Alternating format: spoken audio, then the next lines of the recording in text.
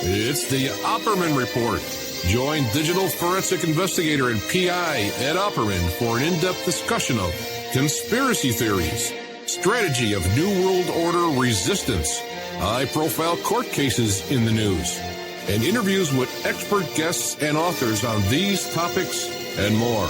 It's the Opperman Report. And now, here is investigator Ed Opperman.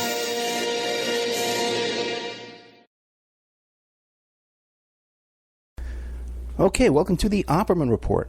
I'm your host, Private Investigator Ed Opperman. I'm the president of Opperman Investigations and Digital Forensic Consulting.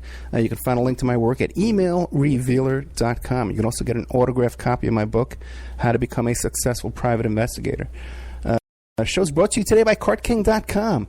877-986-7771. Perhaps you're... let's see, CartKing.com. Perhaps, have you ever thought of opening your own mobile cart or kiosk business? Perhaps your current business wants to add multiple point-of-sale locations across the country quickly. Maybe the facility you manage could kickstart revenue by adding coffee, food, or retail services, like you own a big office building, a warehouse, or something like that. Put a little coffee cart there by the entrance, sell a couple hundred cups of coffee a day, make a fortune. CartKing.com can be the answer to your needs. CartKing.com is a North American designer and manufacturer of the finest mobile retail coffee and food carts and kiosks that money can buy.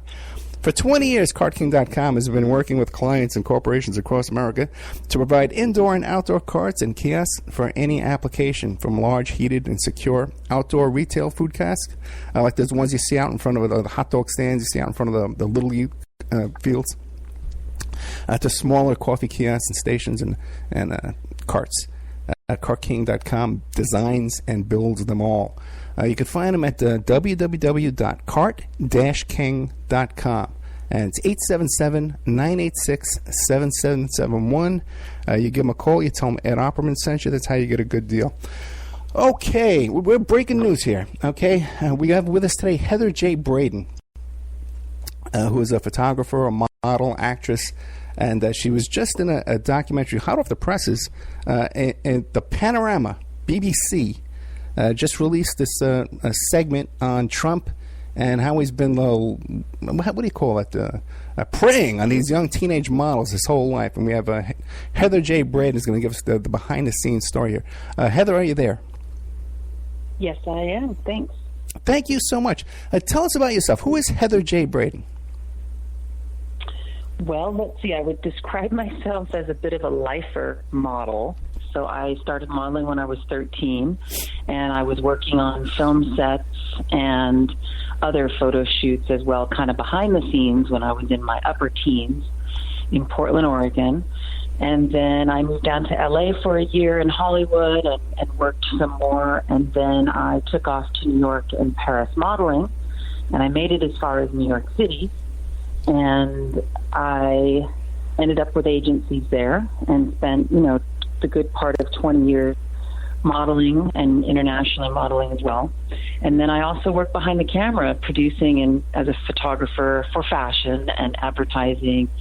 And then I became a, full photographer for a while and kind of had a family and wasn't modeling for the moment during that, and then I've gone back to modeling as well, kind of as an older model and kind of full-figured model in LA and television commercials and talent. So I'm signed over there and signed to several agencies around the planet right now.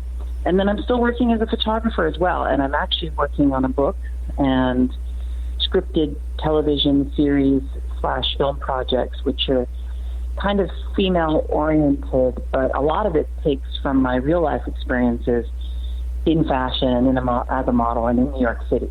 And there's a lot of different stories there, and I've been working on it for a long time because it's a lot of time period to cover.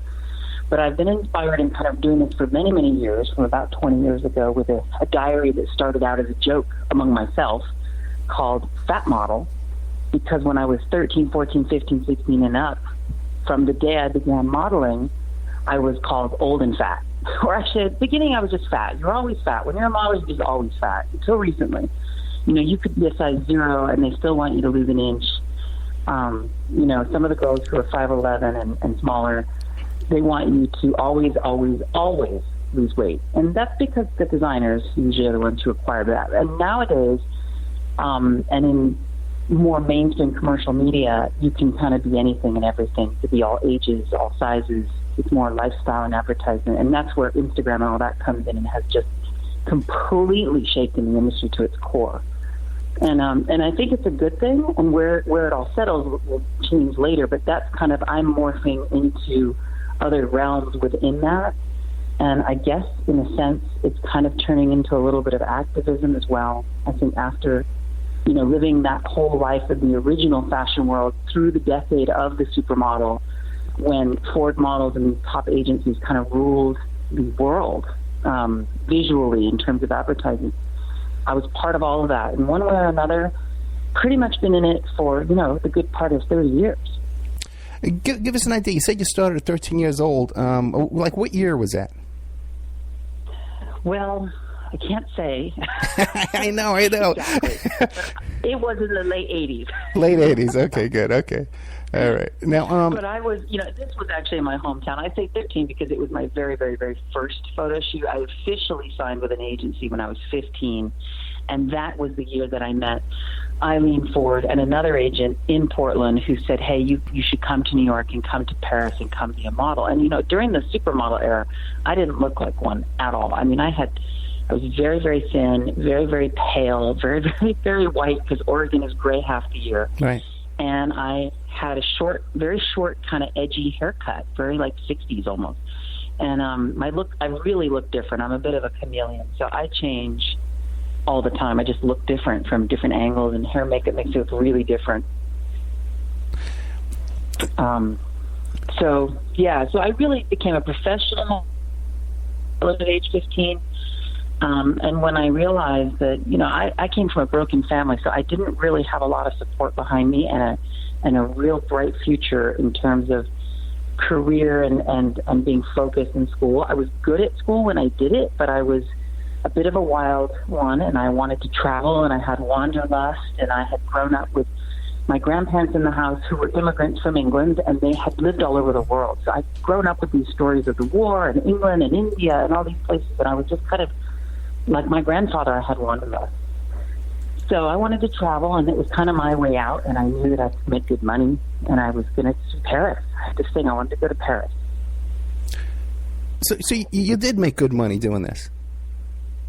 I did. It was hit or miss. When I began in New York, I started as a fashion model. And as a fashion model, technically you were doing editorial magazines, and you were geared towards doing the fashion shows, the runway shows, and the high designers, the top end of the design world. And that meant you were super skinny, super tall. Right. And I was borderline the height. I was 5'9", so that was just enough initially, but I really was never that concerned about my size, because I just, somehow deep inside me, I had this idea that they were crazy, that I wasn't that. I wasn't fat, but I was told I was fat, so I was insecure in the industry, but I just didn't put a lot of effort into that. And after a year in New York of being very poor, because editorials pay you maybe $100, and that's it, and you do them to get the promotion that gives you the publicity, to get the advertising designers to notice you, and then you pray and hope you get a big ad campaign, and then you become maybe a superstar, which I realized pretty quickly wasn't going to happen. The chances of that happening is like 1 in a million. Right. So I decided I wanted to be a commercial model. I wanted to be a catalog model. I heard that those girls made, a lot of money. They worked every day, and they were in all the catalogs that you saw, J. Crew and, every department store, Nordstrom's, all those types of things. So it took a while, and I had to look like that, and I didn't quite in the beginning. So I would go to Miami and work on that more. Okay, so now you were just in the news because you were part of a BBC segment on Panorama. Can you describe what that segment was about? Yes. BBC Panorama has been working on a documentary for a while about the allegations against Trump over the many, many years from the model and fashion side of these people. And they found a couple other people because a lot of models, they end up, by the time they're 20 or 25, as old and never made it any higher, and then their careers essentially are done, and they go back to where they're from. And then a few of those models, a very few, remain in the industry. They become agents, they become, model bookers, they become photographers sometimes, So that was kind of how they found us, and really about that with them, because I have some of my own experiences with that, and I think that there's probably hundreds of other girls that have come across him. And I know personally quite a few that I've spoken to that are friends or friends of friends who are just absolutely terrified to speak, who have very significant stories about him, much, much more significant than what I have to say. And they won't speak. They're very afraid right now. Right. We were saying off the air, too, that the modeling industry is very tight-lipped about this kind of abuse that these girls go through. And even there's been some books written about the modeling industry. And when you try and book these authors years later, they don't want to talk about it. How are people silenced? I think that, well, first of all, the fashion industry that we're, I think, talking about is really one that existed in the 90s and the 2000s and also in the 80s. Okay. And it's really a world that I think has changed quite a bit. A couple of the main players back then that are actually the ones that were part of these things are dead, as well as, because a lot of these people are up in their, getting into their 70s now, and they had wild lives. So, and the other thing is that the new fashion world is a little different, and I want to make that clear. And there's a lot of great people in fashion that I've met over the years, and there's, like every industry, the really bad ones. And the really bad ones are extreme. I would say this is like a reflection of what you see in Hollywood with the Me Too. You've got these monsters like Weinstein, and then you've got great people that are behind getting rid of him. And, you can't deny he was an incredibly talented person and great at what he did. And to some people, he was probably a great friend, and he may have been a great husband. But to a huge amount of people, this man was a monster. And so if you consider what that is, and then imagine it in the version of the fashion industry, it's the same. And it's the same thing of rich, powerful men wielding power over a group of people that don't even have the voices that as a celebrity would, because they're unknown essentially. But so the fashion world's changed a bit. So when we talk about fashion, let's talk about this. I think we should focus on the time period that most of this took place, that I'm talking about, particularly that party that I was talking about that I attended. It actually wasn't really a party, but and other things like that. So. Well, why don't you tell us about? I think that these people. I think that when you're entwined in this small niche world of power, money, and glamorous kind of things, the few people that controlled it were very powerful at the time, and and then of course some of those people and some of their descendants or ex-partners who may or may not have known what was going on still run things in the fashion industry. Right. Trump had a model agency for many years called T Models or Trump Models, and it only closed down just before he ran for president. I don't think a lot of people realize he had a modeling agency for 10 years. And then, so a lot of these people have worked for him. They were models for him. The industry itself is notorious for, when you've got a lot of people who are business people and professionals and powerful men, and then you've got 15, 16, and 17-year-old girls from around the world. And at that time, there was a huge amount of foreign girls from the Eastern Bloc. They tend to be tall, they're very white, and the industry at that time was all about white girls and, having the height also. And then they have great features, typically. So you've got a lot of young girls who often were on forged visas, and I know this there were hundreds of forged visas, okay? So now you've got a lot of people in the industry who are also part of being part of that forging process even. So if an agency, let's say there's 10 agencies and, they have 100 girls each and half of their girls are foreign and those girls are 15, 16, 17 years old, when you come from anywhere in Eastern Europe or anywhere in the world, you have to get a specialized visa. It's like an entertainment type visa. And at the time, and I'm not sure now, somewhere between 40 and 80 magazine tear sheets are required for that visa paperwork to get put in. And at 15 years old, when you're coming from wherever, Lithuania, you don't have 50 tear sheets. Chances are it's virtually impossible. You'd be a number one star in that little country. if you were able to have that many tear sheets and get out. And they did. The few that did would get out. But there were definitely not hundreds of girls from those places at age 15 that were superstars with 80 tear sheets. So they were forced. They used to fake tear sheets all the time. Agencies often still do it. It's a lot harder now, but they still do it. And get a girl out of that country to come over and become a model. So, when you tie the intricate details of a whole industry together and you look at it, and then you see people who are still in the industry who were there 20 years ago. There are people that were working with him that work for other agencies currently right now in New York. There are agents that were part of that document. Well, they know what happened in the early documentaries with, Diane Sawyer and allegations against certain agents in New York, that they're still in the industry. They're still around. And I think some of them are shameful that they were part of what took place and what took place for a good 20 years. And they may not have even realized at the time, as a young person themselves, what part and what role they even played in this bigger picture of what was really going on. Because a lot of these powerful men that ran the agencies also hired young 20-somethings out of college to then lure girls into situations.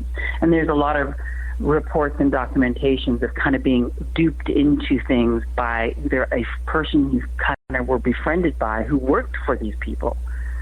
So that's how I ended up at this party that night. I was forced to go by a young male college student age kid who was a new and up-and-coming young agent assistant who had been hired and was working in the agency, who, when the head owners of the agency, 48, 50-year-old men, there's certain girls that just weren't into hanging out with them because some girls just aren't into old guys. So they would get younger people, girls and guys, to kind of lure them to events because people make money when models show up. And the night in particular the interview that I spoke about was actually a night that I bickered with this young guy about going to this thing because it didn't sound like a party. It didn't sound like a regular event. And there was a very strange commentary about what it was. So I felt just awkward from even before I even got to it. And then everything was confirmed that night. But so, there's so many people involved in this complicated industry. People just don't understand how, the secrecy is like that of Hollywood. Let me ask you this. It may be bigger. There might be more people involved. Maybe there's 100,000 models that at any given time in New York City, I believe it's something like 100,000 aspiring models. Let me ask you about the party. Where was the party located? Was it at a hotel or something like that? No, so the party took place at a rental mansion. I believe it was a rental mansion on Star Island in Miami. And that particular block of homes is, notorious for being rented out for huge parties over the years. And I presume it was a rental. I don't know if any of these people that were there owned it. But my agent that night, one of the young, I should say, assistant agents, told me that, oh, by the way, there's an event tonight that you have to go to. And I'm like, what do you mean I have to go to? Because it was at night. And usually if there was a big event, like a fashion industry event or a party, or sometimes a model had a birthday and they'd shut down a club for it and everybody would show up, or photographers in town, or during fashion week for people to network, you would know because all of your friends knew, male and female, and they were all going. And everyone went, agents, photographers, models, anyone and everyone. But this was something that it was, you're going to a private party at, a house on Star Island. And I don't know if they would have told me that it was Trump or not, because at that time he was known in our circles because he was involved in the industry. And he was also just kind of a guy at all the parties in New York. And, everyone in New York often were in Miami in the winter partying. It was a seasonal place for fashion. So everybody would be down there. And he was known for having, being at events and I don't know that he had his own party per se, but this was one that they may or may not have because, he was a very, very wealthy man. And so, of course, he paid people to do things, and he had so many different businesses, and who knows how it happened that I ended up there. But somehow, what I do know is one of the four men who were at this party, Trump being one of them, had to have contacted my agent some way, in some form, either through an assistant or their people or themselves. And they had to contact the agency and say, hey, I want a bunch of models at my party and, make it happen. And at my house. Let's call it my house, because this wasn't really a party. I call it a party, but it actually wasn't a party. I want them at my house from this time to this time. Make it happen. Now, I don't know. Obviously, I wasn't part of that conversation, so I can only presume how it happened. But I know for sure that if my agent told me I had to go, somebody told him that it existed. So I take this that it came from those 4 people, or one of them, through my agency, and then I was sent along with every girl at my agency. And I don't know if it was only my agency or if there were other agencies, but there was a lot of models there, and we were all uncomfortable. And all I can think of is that somebody got paid, because you can't make a ton of working professional models show up at somebody's private house unless somebody gets paid to make that happen. So I can only assume I never got paid. It wasn't a job. It was not a job at all. So somebody got paid. And so I'm guessing that these guys, one of them or all of them, paid somebody related to these agencies money in their pocket to make us show up. And if you really look at that dynamic, that would be what I would consider some form of a pedophile sex ring. Because the only place on the planet Earth that you can pay someone to send underage girls to someone's private house at night with no guardians, where there is alcohol and most likely drugs, and then 4 men, would be something akin to some form of a, pedophile ring. I don't know. Well, how many, because I was going to say women, but you're saying that they were underage. How many females models were at this event? I mean, I was probably the oldest, if not the oldest in the room. And my 2 friends who were with me were also probably the oldest, and we were in our early 20s. And, we used to lie all the time to clients, because clients, they loved young girls. So we would lie and be like, oh, yeah, we're 19. And, at 23, you really couldn't tell if we were 19 or not. So we used to lie about it all the time. So for all I know, they thought we were older, or they never asked, or they might have just said to the agency, send anyone. But being that there were so many foreign girls, and by the way, a lot of these foreign girls were teenagers. I mean, the common ages to start in modeling were 14, 15, 16, 17 at that time. At 19, I was old, and a lot of the girls that I was going out on jobs with were 15 and 16. I was already old at 19. So by 19, you've already gone to Paris and you've gotten your tear sheets, and then you come back to New York and hope to get big advertising jobs. And at 19, if you haven't done that, it's pretty hard to compete against the 16-year-olds that have, just because they've got better tear sheets. So that was why a lot of these girls are really young, because the agent, they don't send their top working girls to an event like this, because the ones that are making the big bucks already are their cash cows, and they wouldn't dare jeopardize them in any way, shape, or form to send them to a house like this night. Now, they would take them to any other networking events within the industry, of course, and if Trump was there, well, so be it. And that happened many times also over the years, and I've seen him at many parties. Let me ask you a question. Events.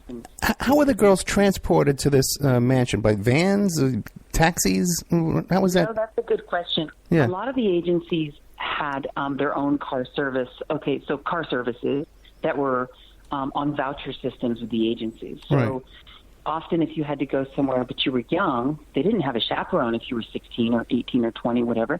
You could use a car service through the agency account to go anywhere you wanted and charge it to the agency, which would then charge your account at the agency. Somewhere there might be a paper trail that I don't know that there would be. And, things were manually written out as well back then.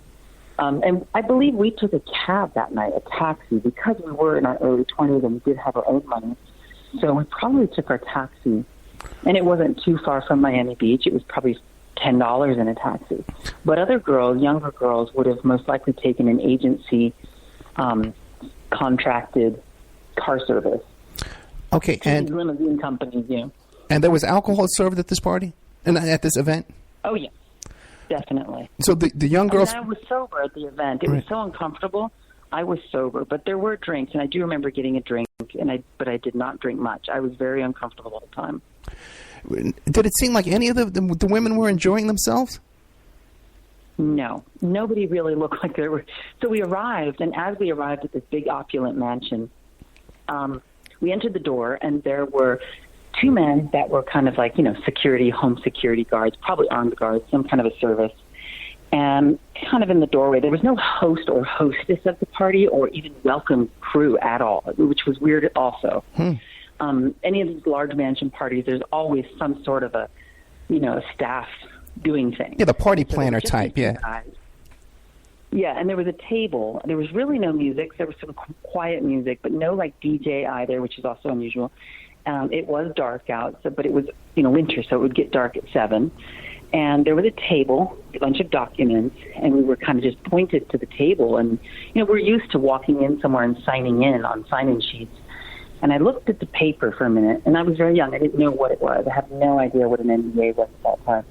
And I looked at it. I don't even remember it saying NDA. I just remember there was a bunch of words. And I just thought, well, I don't sign anything, but I don't know what it is. And I remembered my agency had always told me, whatever you do, just never sign anything without us. So I was like, okay.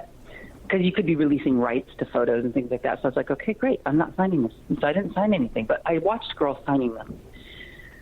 And that is now looking back, obviously, that those were NDAs, which signified that there was going to be something at this event that was risque that they didn't want others to know about. Right. Okay. Yeah. I later found when I went in and there were just a bunch of girls in a huge open room. There was a large, wide staircase that went up. And, you'd hang out with your clique of 2 or 3 friends. There was no party atmosphere. There was no one commingling about. And girls were just kind of like, what is this? Like, there was no one really there except for us. There were no men there at all. And we would, me and my 2 friends spoke all English. They were Australian and New Zealand, so we hung out. Other girls, there were a lot of foreign girls, I would imagine in their teens, hung out and spoke among themselves because they had 1 or 2 friends. They're kind of shy. They barely speak English. And for the most part, everyone was foreign. A few people weren't, and that was it. We didn't really commingle because we didn't know them. And it was just an awkward feeling from the minute we got there. It was just a very unusual feeling.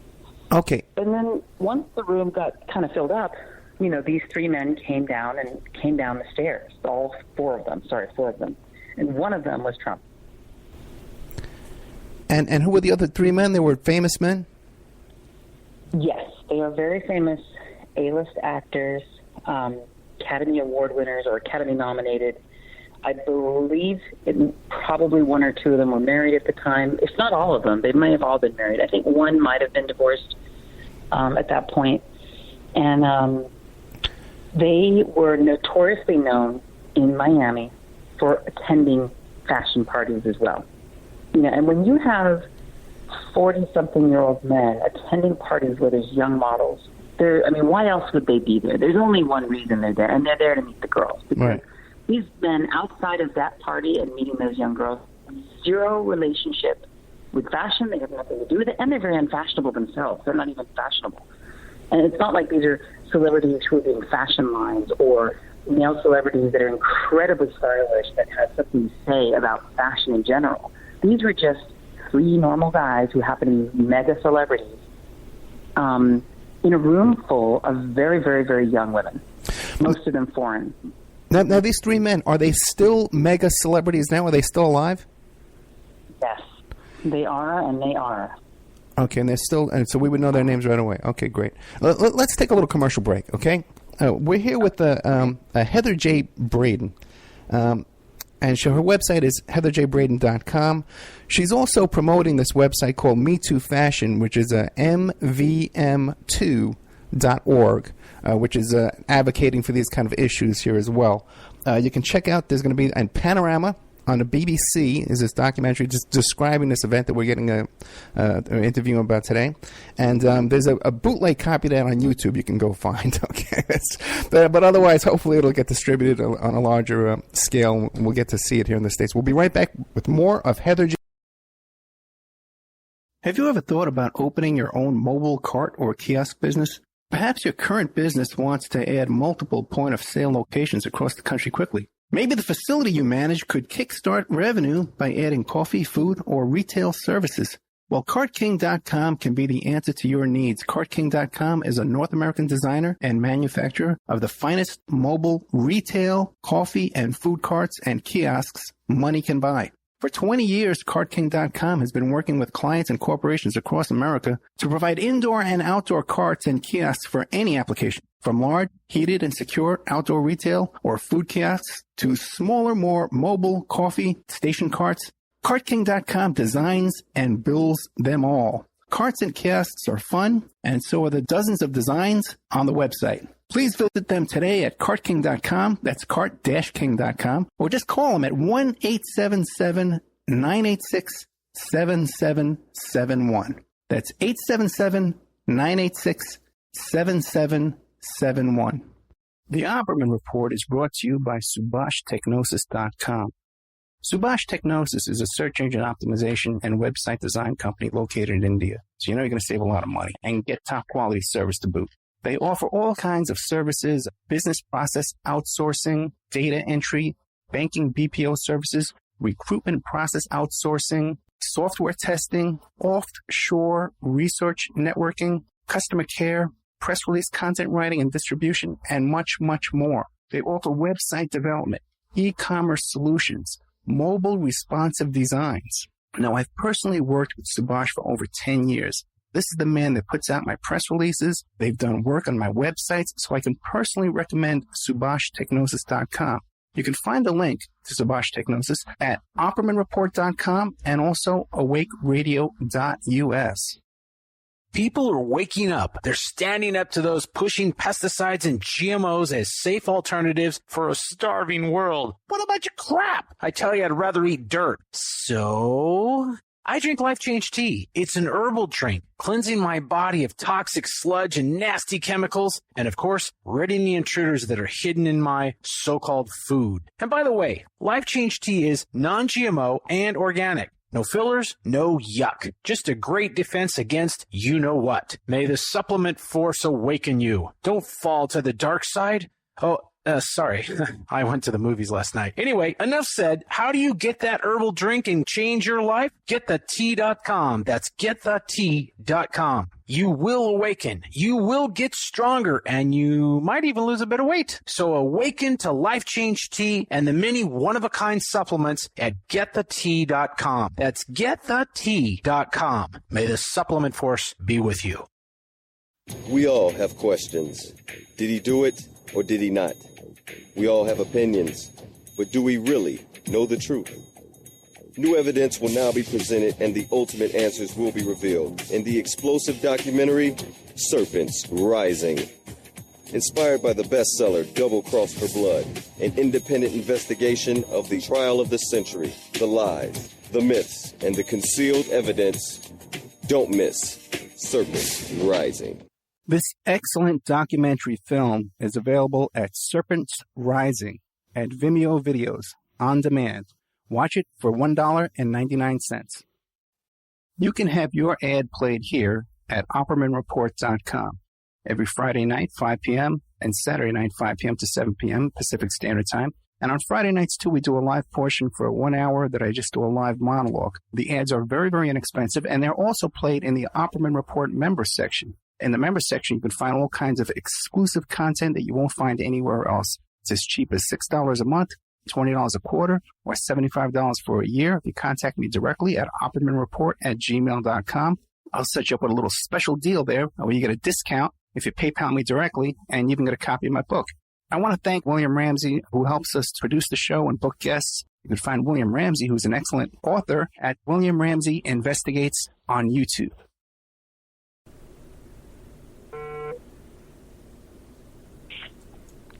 Okay, welcome back to the Opperman Report. I'm your host, private investigator Ed Opperman. We're here today talking with Heather J. Braden, who's describing an event. She's describing it as almost as a human trafficking type event. Very bizarre situation down at this Miami mansion party, or not even a party, an event again, with these three A-list actors, celebrities, and the current president, Donald J. Trump. Now, the three A-list actors, do they have a reputation of being womanizers, or they have a squeaky clean type of a reputation? As far as I know, they have a pretty squeaky clean reputation. Okay. That's why it would be quite a big deal to mention their names. And at this moment, I'm not quite ready, but that is something that I've been considering. But, there's a lot of fear, and the other people I know in the industry to collaborate are not speaking currently. And, I'm hoping that they, will have a little courage after seeing me and hearing me coming forward amongst the trolls that want to, shut me up, that this has been a real issue and that they can come forward and speak together. So that's sort of why I've started the Me Too fashion page, and to try to get the word out there to models and ex-models worldwide that there must be hundreds of them and that they can come forward and speak privately for now off the record if they want to talk. Okay, great.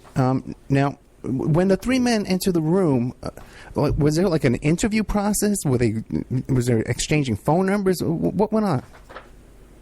So I remember the four of them coming down this wide staircase once the room was relatively filled up with us, which is also bizarre. They weren't just hanging out and waiting for our arrival. They were actually elsewhere. And I then saw them appear on the stairs and coming down this, very grand staircase.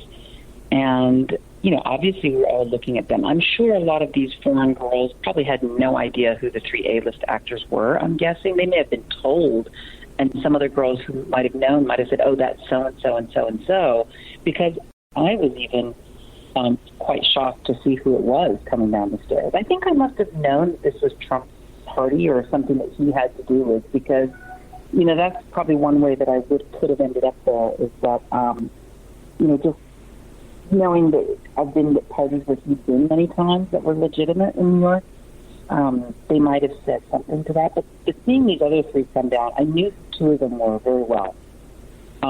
Growing up, watching them and seeing them, they were in their mid-40s at the top of their game.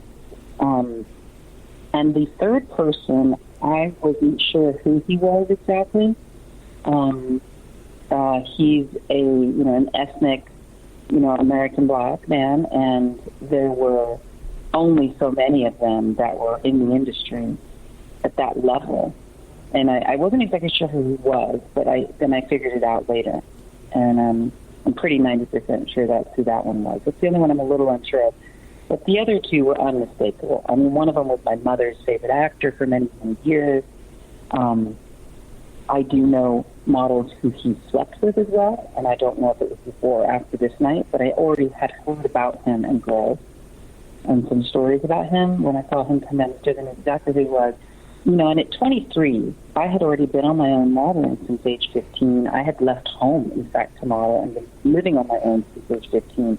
So I had, at 13, 14, and 15, been subjected to much older men coming on to me regularly for many years already at this point. And, when I was young, at 15, being that I didn't live at home and I looked a lot older, I used to walk straight into bars and clubs, and no one ever ID'd me ever for decades. Right. For years.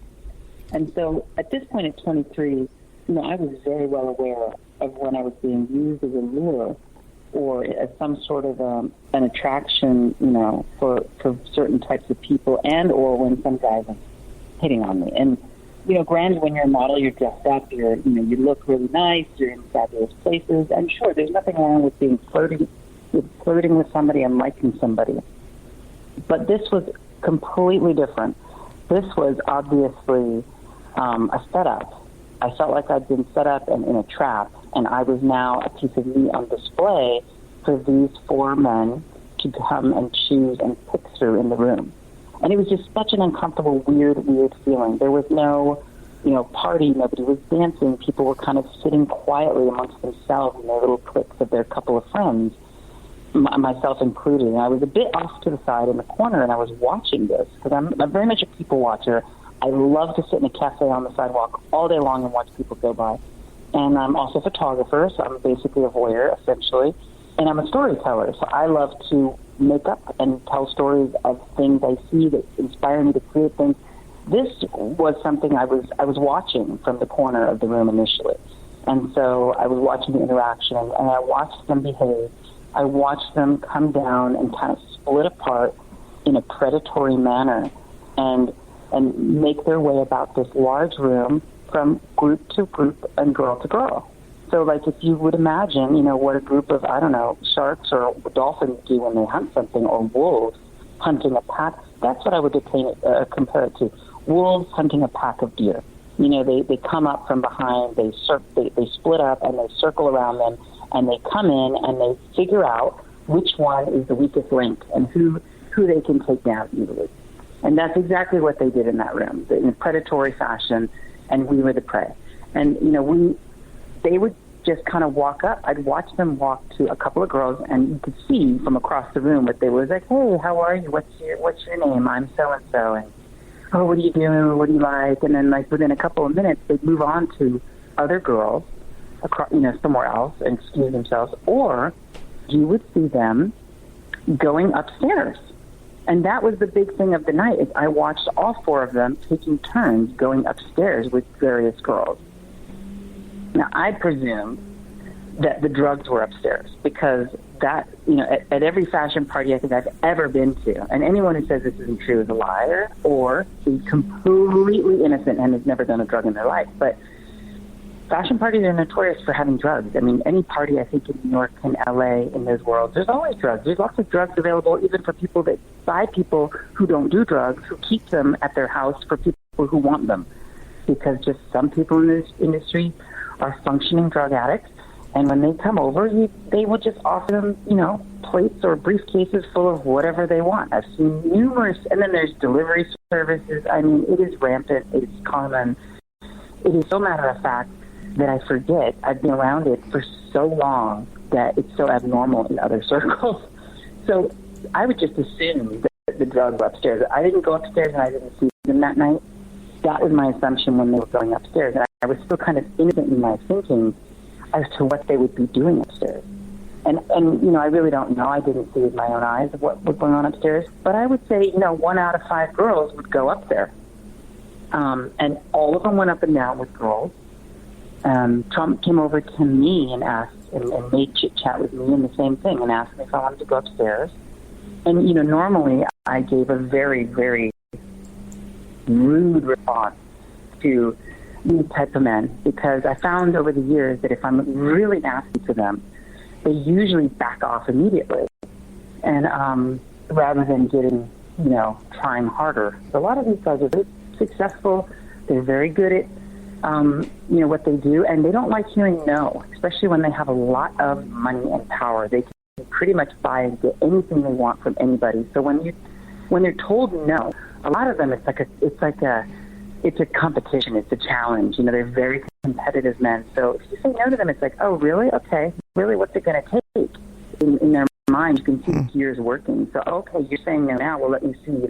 They want what they can't have, and they want it more the more you say they can't have it. So, you know, usually I had a very, very set of rude comments that I would make back to guys like this, and often it was curse-oriented.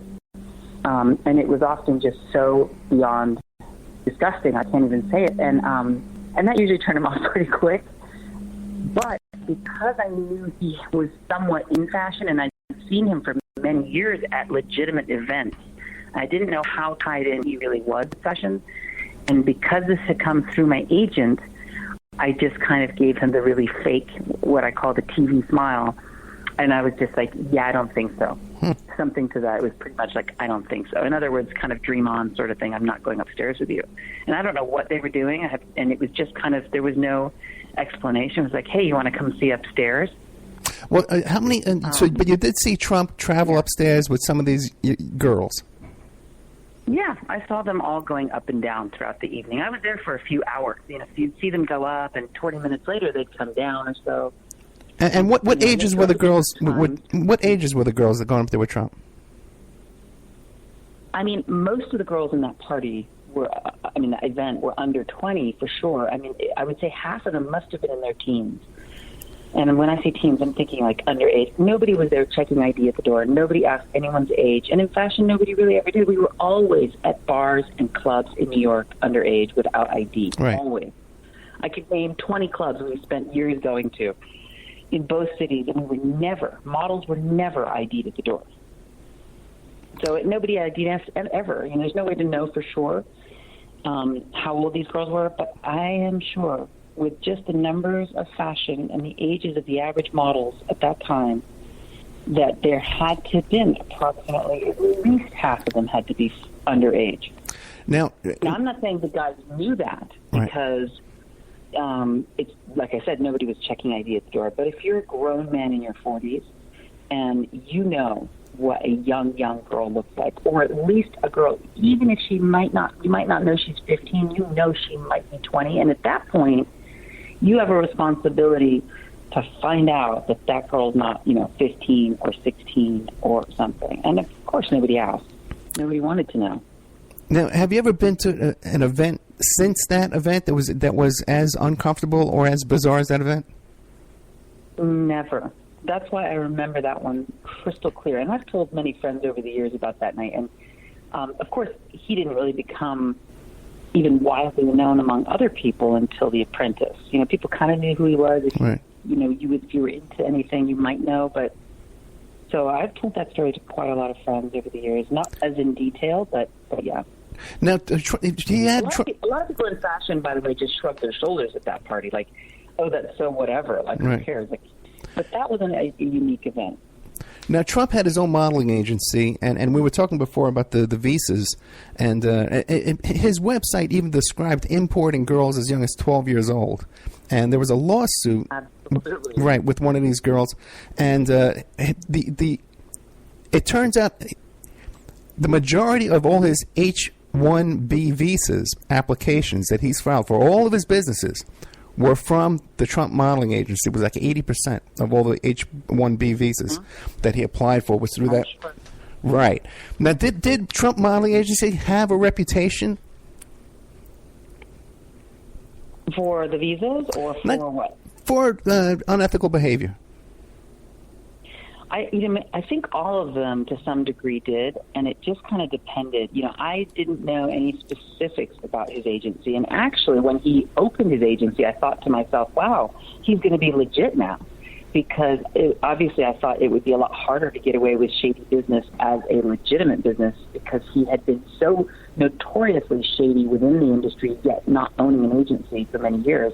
He was deeply embedded in doing things like that one party I'd been to, that event. So when he opened the agency, I thought, oh, my goodness, he's going legit. This is crazy. And a lot of people in the industry, it was a joke. His agency, like a lot of other things that he does business-wise, was always a joke. He was laughed at within the industry because everyone knew he had nothing to do with the industry. And when a rich man who has nothing to do with fashion comes along and opens a model agency in, kind of a world of coolness, when you're not cool, it's kind of a joke. But then when you've got money, you can hire the right talent, and of course everybody's got their price. So you go and steal the top agents from the top agencies, and you pay them a third more or double what they were getting. Well, they're going to probably not say no. And so he then hired the talent, and then they brought some models with them, some of the earning models, and then they know how to scout and find the good ones and make them some money. So I think he got smart and decided, well, if I'm going to be, hanging around in this world, I might as well just become part of it. And beauty pageants are entirely different. There was a model pageant for many, many years that still does, I think, called, the Elite Look of the Year contest, which was a legitimate beauty contest for modeling industry. But otherwise, regular beauty contests and Miss America, Universe, and all that, was really, really different. And that generally never crossed over, kind of like television and film back in that time. Nowadays, it's all merging together. So there are quite a lot of models that come from the beauty pageant background that do become legitimate models. But at that time, there were very few. And so when he went into the modeling industry world legitimately, this was very different than him just running and participating in those beauty pageants, which, you have to, again, ask yourself, what is this man doing in these worlds? What are any of those men doing in the world? Well, you can make a lot of money in the fashion industry if you know what you're doing, but usually, and what I've found in 30 years, is that men in fashion, whether they're photographers or agency owners who are straight, tend to be there to meet the models. And when the models are in their teens, typically starting in their teenage years, you have set it up to be a legitimate, pedophile's dreamland, basically. And there's nothing wrong with flirting, and I get if I was a guy or even a girl, I want to be around some cute guys or cute girls. There's ways you can make that happen. And of course, in fashion, you can make it happen even better. That you want to be around, conventionally beautiful people, like model types. So, but obviously, when you've got a long-standing history of a few very powerful, wealthy men who have overrun and ruled an industry, whether it's, directors and agencies in, Hollywood, or it's the same version of those people in fashion, it doesn't take a genius to figure that out.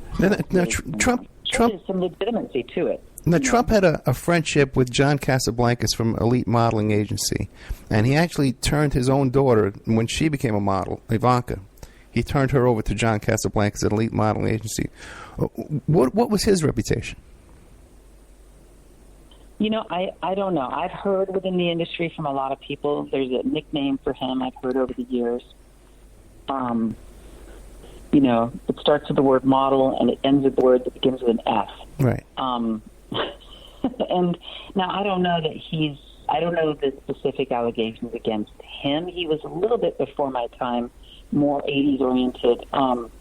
And of course, after that, it, was Elite Models that was kind of notoriously intertwined with some of these sketchy businessmen. So I can only imagine what, the stories are about him. I do know that he apparently was, it's hard to say because a lot of these men were in competition with each other. So a lot of these agency owners, they were in direct competition with each other. First of all, they were all out there for the same reason, and that was to make money off beautiful women and to meet beautiful women. There's only two reasons they ran those industries, and that's because they wanted to meet them and date them and sleep with them, or make money off of it while they did the other. So they were essentially all against each other. And the only one who was run by a real woman at the time was Ford Models and I believe Wilhelmina. And then I think Next Models, there was a partner of a woman. There was a man and a woman who ran it and oversaw that. But otherwise, these were run by men. The agencies in Paris were mostly run by men. And so they were sort of arch enemies, and some of them were friends at one point or had worked together at one point, but they were essentially all sharks competing for the same prey. Now, if that makes any sense. Yeah, and previous to our recording, the name Jean-Luc Brunel came up, who was a model scout who had a reputation of date rape, drug, and stuff like that. And I believe, it's widely reported. Had you ever run across him? I have met Jean-Luc many, many times.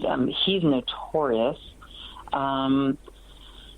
He has notoriously been accused of many, many, many, many things. And yes, he has been accused publicly by at least 5 girls for being drugged and raped in Paris while with his former modeling agency that he owned in Paris at that time called Karen's Models. And there were 24 other girls that came out and spoke publicly against him with Diane Sawyer in 60 Minutes, right, which was in the late 80s or early 90s. And a lot of other people did not come forward, and those models were often kind of discredited. And of course, at that time, it was just that one show. But a lot did come out of that show that was good at the moment for a minute. But then, a few minutes later, Jean-Luc was right back in action. Nothing really happened. It was a hiccup in his world, and that was about it. He stayed in business, and he kept going.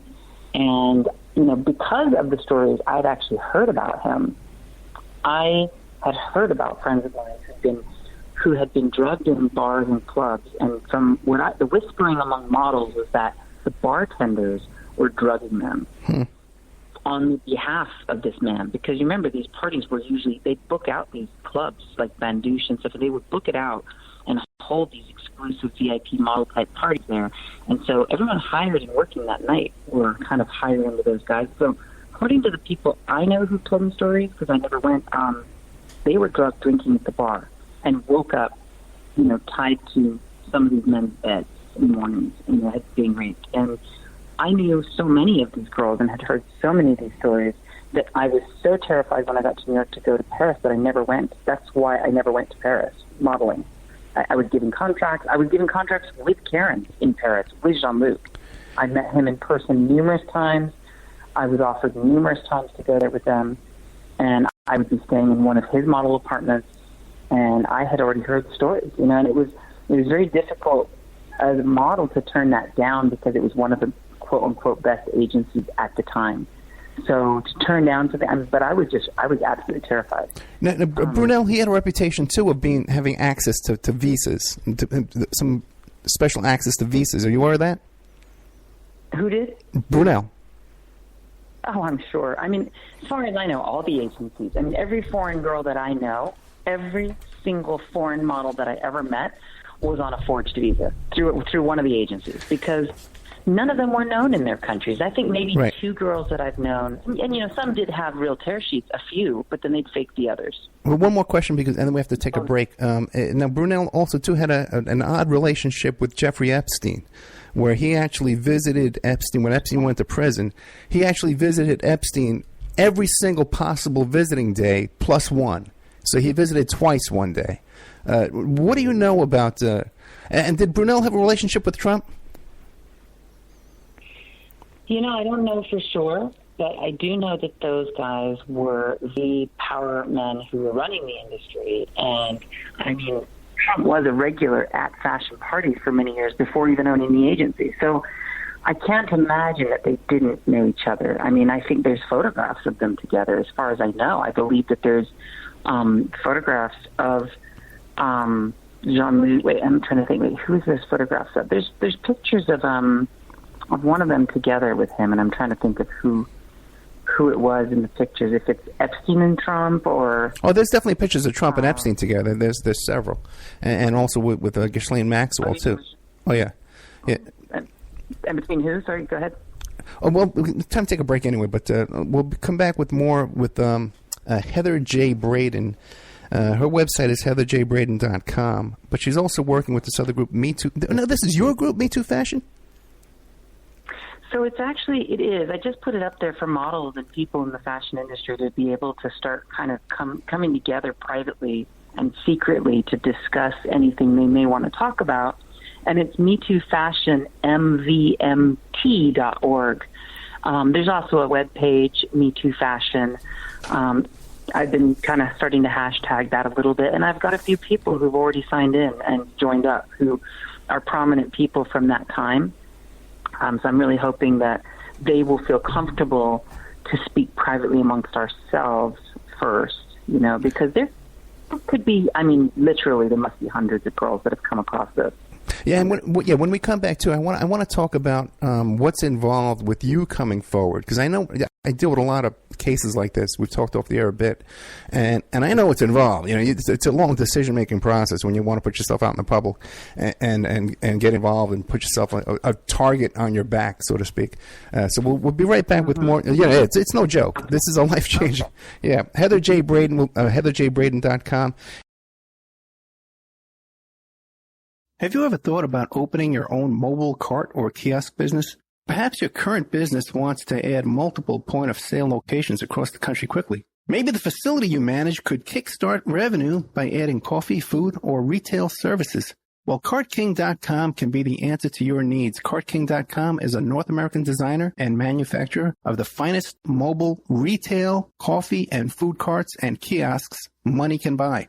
For 20 years, CartKing.com has been working with clients and corporations across America to provide indoor and outdoor carts and kiosks for any application, from large, heated, and secure outdoor retail or food kiosks to smaller, more mobile coffee station carts.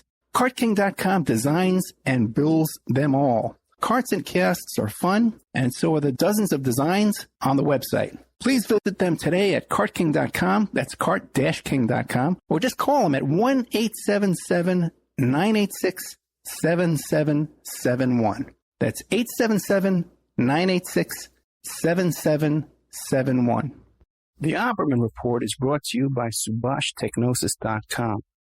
Subash Technosis is a search engine optimization and website design company located in India. So you're going to save a lot of money and get top quality service to boot.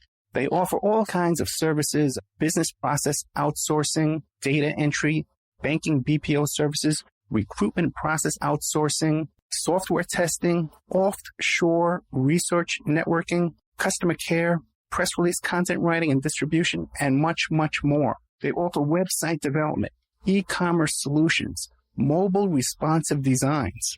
Now, I've personally worked with Subhash for over 10 years. This is the man that puts out my press releases. They've done work on my websites, so I can personally recommend SubhashTechnosis.com. You can find the link to Subhash Technosis at OppermanReport.com and also AwakeRadio.us. People are waking up. They're standing up to those pushing pesticides and GMOs as safe alternatives for a starving world. What about your crap? I tell you, I'd rather eat dirt. So I drink Life Change Tea. It's an herbal drink, cleansing my body of toxic sludge and nasty chemicals, and of course, ridding the intruders that are hidden in my so-called food. And by the way, Life Change Tea is non-GMO and organic. No fillers, no yuck. Just a great defense against you-know-what. May the supplement force awaken you. Don't fall to the dark side. Sorry.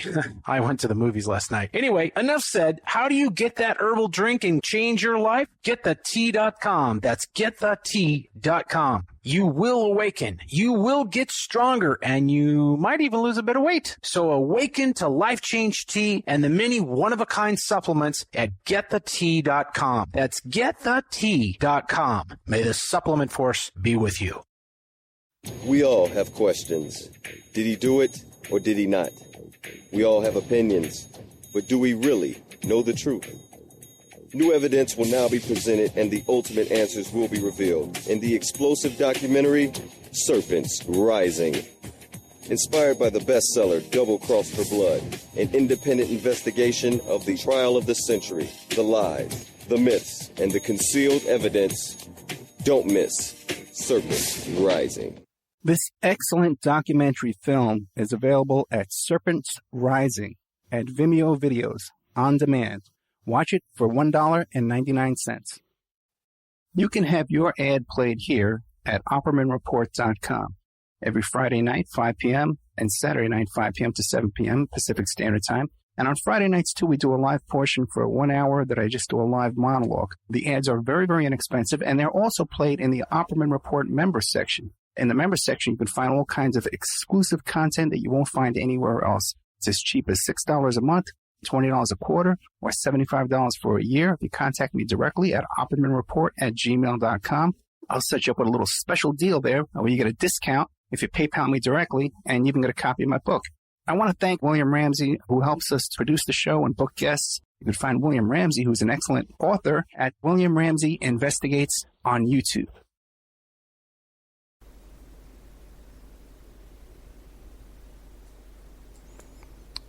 Okay, welcome back to the Opperman Report. I'm your host, private investigator Ed Opperman. We're here today with Heather J. Braden, heatherjbraden.com, and Me Too Fashion, mvmt.org. She's an advocate now for people been taken advantage of, actually. Now, we mentioned a couple of times the name Jeffrey Epstein came up. Now here's a guy who's convicted of sexual abuse of a child, and so he's somehow hooked up with Jean-Luc Brunel, who's a modeling guy. You know what I'm saying? But that line is specifically crossed. It's crossed directly from the modeling industry to human trafficking industry. Exactly. Right. So now, what excuse did you run into Epstein in these circles? I mean, I was at parties that he, some of those parties that he was at, and his parties themselves. But I was at so many parties at that time. I have to say, I was super social. In my very young years, I would battle a lot. I didn't get heavily into drugs, but of course, at that time I tried them. And because we were often chauffeured all over the place, in a dark limousine of 10 people, often drunk or dancing and being crazy, half the time I have no idea where I was, to be honest. I'm pretty sure I've been at Mar-a-Lago, and I don't even remember it because I don't know. I was at so many places like that. Right. And I remember being opulent, over-the-top places. I didn't drive at that time, So I didn't know where I was half the time, which is actually really embarrassing to say, but it's true. And I think a lot of models relate to that. At that time, you just half the time we didn't know where we were. So yes, I mean, I've seen him many times at parties. I mean, I've seen Trump for a decade at parties in New York, and I would say that a lot of them are legitimate industry parties. And but that is what this is. Modeling industry, and I don't want to say the whole industry, but a huge amount, a portion of the fashion industry, the modeling world, and agency world at that time, run by these men who are connected with each other one way or another. It's basically owning an agency, in my opinion, at that time, was a legal front for running sort of child prostitution for pedophiles, in the sense that in the same way that a bodega deli cafe in New York in the old days was the front selling legitimate things to people who came in for their milk and coffee, but they also sold drugs over the counter or stolen goods, car radios, all kinds of shady things where it notoriously happened to bodegas in the city. And or through what mafia would do with washing money through various legal fronts, and basically those modeling agencies, in a sense, were at least part of the time some sort of storefront for this. And that's why it's so murky, because you do have models that had great experiences and who will befriend people like John Lewis because he never did anything to them. But every girl who's in the industry, unless maybe you shot from unknown to the very, very top of the world as a model, anyone in the middle who kind of worked their way up or was in it for any amount of time has heard these stories. And we know that these stories are true. We just know. We know in our hearts. We know how we've been treated. We know what we've been subjected to, and we know, by years of experience, that this is what the truth is. And one problem is that models have never united together and gotten together to fight back, because models typically tend to be uneducated overall. Cindy Crawford's one that was actually in university at the time of her discovery, but most models, they started at 15, didn't even go to school. And some of them may have gone on the side, or they went back and went to school. Nowadays, it's a lot more common for these girls to finish school and or to be doing school at the same time. And there's so much media coverage now with phones and things like that. It's a lot harder, I would think, to get away with things like this.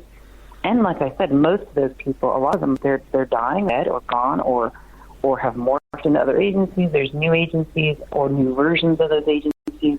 And there was always professionals who worked within the agencies too. So I think it's hard for people to come forward who were an agent at such and such agency who may have not known what was going on, because these guys are so good at covering their tracks and making things sound reasonable or legitimate or professional, just like when stores don't get shut down for running illegal storefronts, or the mafia was able to operate for many years, or Weinstein continued to operate for decades while good people, were around him, suspicious or even new. How do you take down somebody like Harvey Weinstein? You can't take him down alone. You've got to be in a group of people that have enough momentum behind them publicly to get attention, and for people to go, oh, I guess Charlize Theron isn't just a whore at a party because she's Charlize Theron and we know who she is, and why would she be crazy enough to talk like this? But we're just unknown, we're just models, and nobody knows that. So, the trolls are online saying, I want my 15 minutes of fame, or Barbara, my friend, who spoke about her experiences with him, or she, whatever they want to say. And it's just so funny. People just find it so difficult to believe that maybe this is the case. And actually, a lot of these people who don't want to believe this are women. And that just blows my mind. And a lot of them have even been, either harassed or under these own attacks in their own world, in their own lives. Maybe it's not in the fashion world, but, women know. If you've been outside in the world at all, or in the workforce, you know that you're typically outnumbered. Just for an example, you're just typically outnumbered in most things. We have men's jobs and we have women's jobs, and it's common, to just think of it like that, to think of it that way. And I've worked a lot in the men's world as well, like as a photographer. There are very, very few female photographers in that time. In fact, of hundreds that I assisted, as an assistant, I only ever worked for maybe 2 women. Both of them had background already in the fashion industry. And so, I know what it's like to be around a male-dominated world as well. And I think any woman knows that this is just part. I mean, unfortunately, there's a fine line of this flirtation and then taking advantage and or preying upon somebody. And I think, some guys find this funny and they just laugh about this and they laugh and say, "Oh, really? Well, should we hold the door open for you or not?" And that's what's really disgusting, really, is that this has nothing to do about being chivalrous or respectful or thoughtful or considerate or holding a door open. And that's like minimizing what women go through, people's mothers, daughters, and children, and have gone through their whole lives. On some sense, somewhere, they are going to come across this on one way or another. And this is just the version in fashion. But unfortunately, we don't have voices like Charlize Theron, where we are a mainstream public space that when 5 or 6 of them get together, people really listen and don't call them a whore or just wanting their 15 minutes of fame because they've already got it. They're already famous. But I can assure you it is not fun to have a quote-unquote 15 minutes of fame, something that is as risky that you could be afraid for your life. And everyone that I know in the industry is absolutely terrified to speak. They think I'm crazy. I had numerous people calling me saying, "You're going to get killed. Please don't do this. Don't speak, and you're going to get in so much trouble. You're going to get sued. You're going to get this." And I'm like, listen, you know what? I don't even have as big of a story as many people to say. But what I can do is paint a picture of what that industry is like, that people can understand how it is possible that there would be all these allegations against him, first of all. And I think hopefully bringing together and maybe uniting models and other people in the fashion industry, because there are male models that have been sexually harassed and attacked like this in the same exact way for many, many years. It's not as well known about. In fact, it's even more taboo than what the rest of us are saying. But I know a lot of male models who sexually harassed by gay, powerful men in fashion. There's a lot of powerful gay men in fashion. And that's another thing that hopefully they'll come over too. There's a lot of allegations against a lot of these guys. I mean, Terry Richardson, who's a huge photographer, is notorious, and he's a straight male, but he's notorious for taking advantage of girls and just being a pedophile. The guy is just revolting, and he worked for decades. He still worked in the industry for so long, and then finally some of the advertising and fashion giants started to pull out from him. And it's just shocking. And those women or those companies that finally pulled out, most of them are run by women who make the decisions. And that's what's shocking, is that women in general question what I may say or what have happened to models because they see sexy pictures of models. And I do think it's overwhelmingly us being part of selling sex to our own type, to our women, and being part of this consumable sexual world, that you're under the pressure to be sexy and sell sex to women to be sexy, to sell it to men. So it's all like a perpetuating cycle that I think now that's part of this huge backlash. You even see it in advertising. They want realness. They want real people. Women want real women that aren't perfect, that don't have perfect, abnormally thin bodies, that don't that maybe use less makeup for the ads. There's a no makeup trend that's beginning. There's the all ages of models that's happening, plus size, old agers, silver models, silver foxes, and there's a whole thing that's about to boom. And of course, it's because the men high up have figured out that these people can sell things to an older, age range versus just millennials selling makeup to young women, but there's a whole untapped market of baby boomers. So things are really changing in terms of that. And, we're in a consumer world, so everybody's got something to sell. But, I suppose myself included in one way or the other, but I'm a bit embarrassed that I've been part of this for so long, and I didn't know how to cut the dots and speak out. And when Trump took power and I realized all these other allegations, it makes me realize, God, there must be hundreds. Well, who's going to start the conversation? And nobody wants to do it. 20, 30 years, people have been trying to do this since 60 Minutes, since before, with all these people that we're talking about, and nobody has done it. And they're dying. Some of them are dying. They are dying off. Yeah, I've tried to do shows about this. I told you, I tried to book authors who wrote books about these stories, who they don't want to talk about it anymore. They just don't want to come forward. Speaking of, when I booked you for the show, I tried to get your friend also too. What's her name? Barbara. Yeah, Barbara. Yeah, Pilling, right?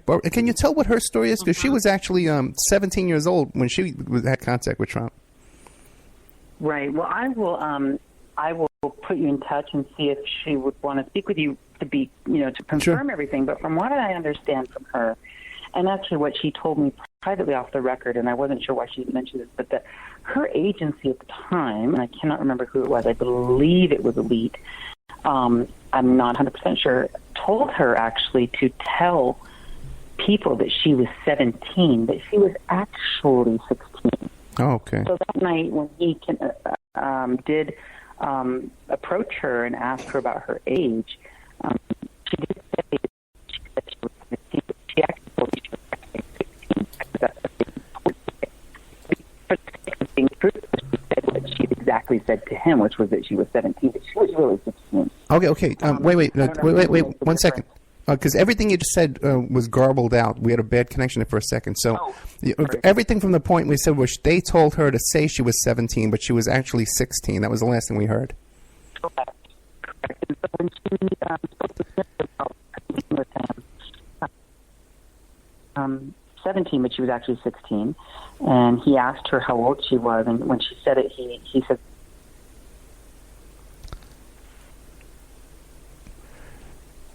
you know what? We got to really... girl. Yeah, you're breaking up really bad. Are you moving around when you're talking to the phone?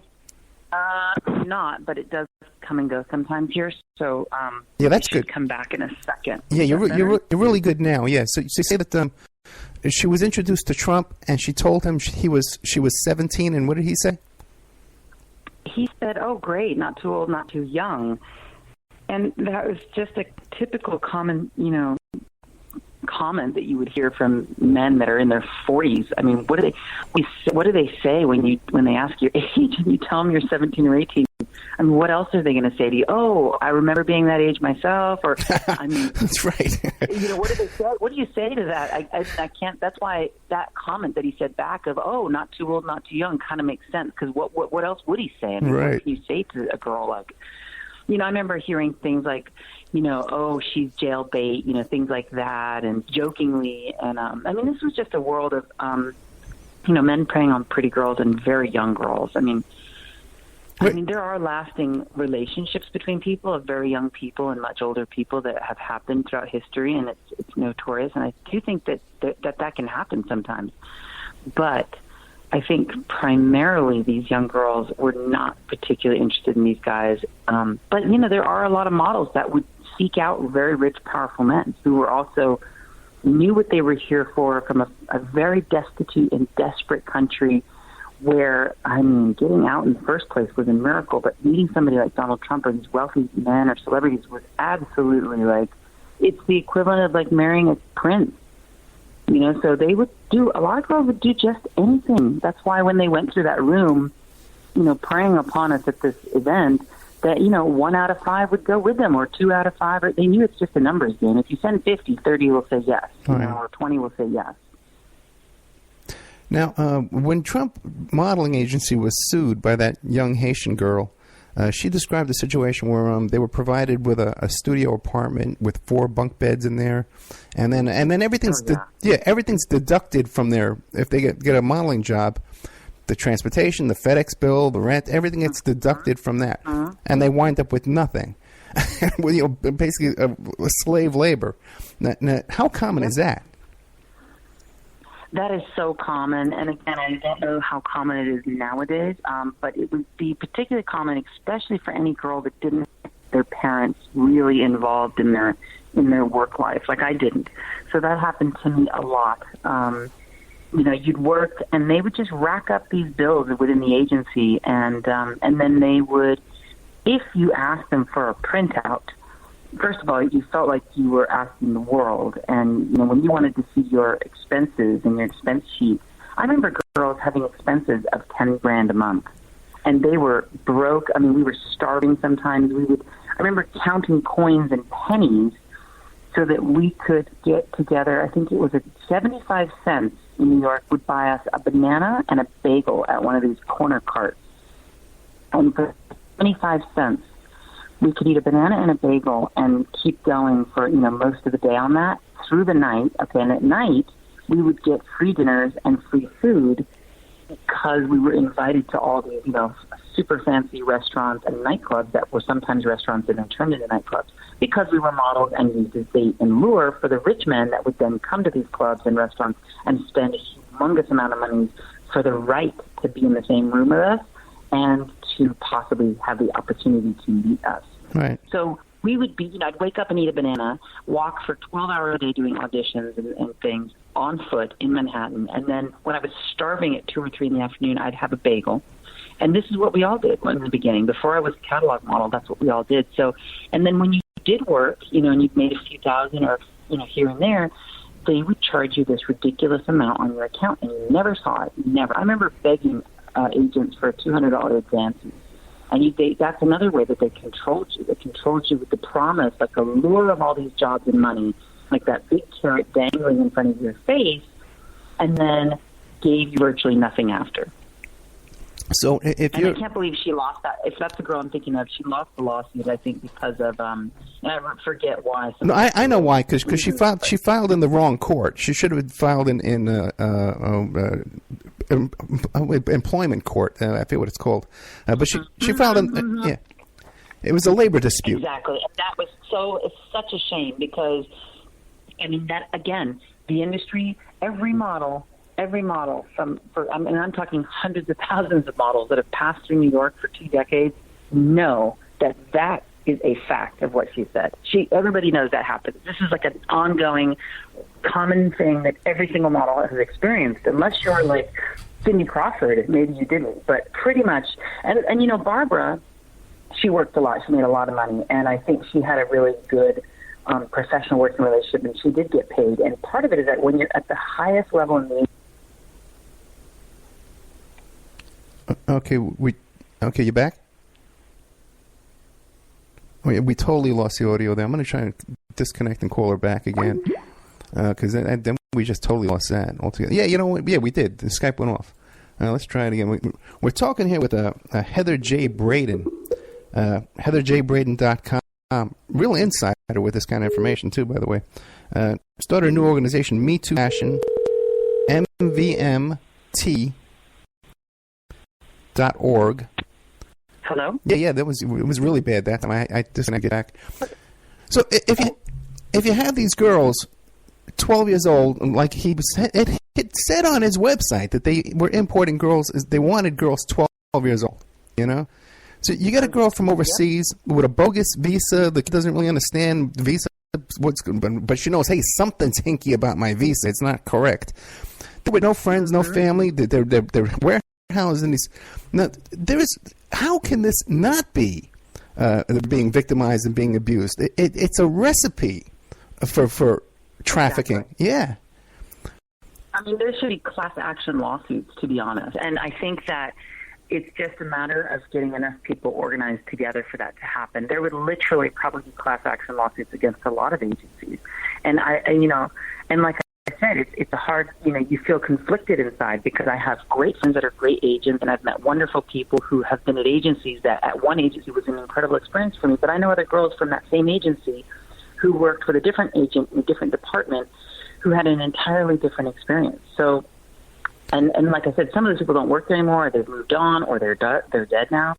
But there are still enough of these men in power and there's enough allegations against Trump himself, and there's enough history there. There's just people are afraid. But when you get together, there is safety in numbers. If all of these models over these 20 years can find each other and or even know that I exist with my little mini movement started, or that there's even anyone speaking out at all saying this other than these scattered stories. Because this girl, when she tried to sue about her, work paper, her money through the agency, and felt like she was a slave. I think it was Alexia Palmer. I highly doubt that anybody came out and stood in her defense. I highly doubt that anybody said, came up from Trump models and came forward and stood beside her and said, hey, yeah, we were there and we experienced the same thing. Because had they done that, I think that maybe there was a chance for her, but nobody's come forward. It's like everybody's tight-lipped and have their own interests in mind, and they're concerned for their jobs. And I think there's ex-agents from Trump models who I personally know, who are still in the agency, who are in the industry and who work elsewhere right now at other agencies. And I think they're probably deep down afraid that if they speak out against these things, that they know that their own agency right now probably still does those things. So then their agency is going to get either, scrutinized, and or they could be fired, and their career, literally their entire careers, would be over. So I get it why they're not speaking, but there's also, I just don't know how these people can sleep at night sometimes. It's pretty easy for people to just distract themselves and pretend it doesn't exist, sweep it under the carpet. It's an industry that victimizes people. The industry itself is exploiting. It really does. Yeah, it's just amazing. Now with Instagram influencing and influencer models, they have a lot of power over their ability. That's what's kind of incredible about Instagram. Right. As much as in the beginning I wanted to say, oh, it's not real, it's not really fashion. But what it is it's like an example of the backlash, and now you've got these Insta-famous, influencers who have so much power in advertising that actually can control their own destiny. It's kind of like being a legal prostitute, really, because if you were a legal prostitute, you don't have to deal with pimps who abuse you and subject to their rules, but it's just... And I say that using the term lightly as a comparison, but it's in the sense, you're selling yourself, and in a different way. It may not be sexually like a prostitute would, but it's in a sense the same thing. You're ruling your own world. You don't have the power given to people necessarily, and so now they're all scrambling.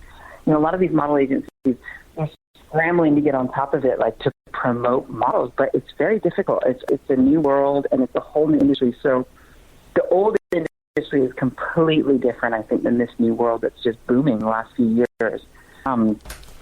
So, and to be authentic as well is what is just, you've got to be authentic and try to create some sort of authenticity to also help with the trends. But yes, this former fashion world, and there's people that still work in it, there's a lot of them, and they're good people. They have just got a very dirty secret, and that is that they know, and there must be hundreds of them, they literally know that what that girl said was true, and what many of these allegations have been said about the agency and the industry is true, and Trump was part of that. So it's not like he most likely didn't have anything to do with any of that. Most likely he did have something to do with all that, because, this was his agency. If there is a mass movement of models from Trump models that come forward, or people that work there, and collaborate their stories together, and speak out against, the hypocrisy of what he's doing to, families and children, and the whole thing with immigration and dividing people and turning, good people into haters.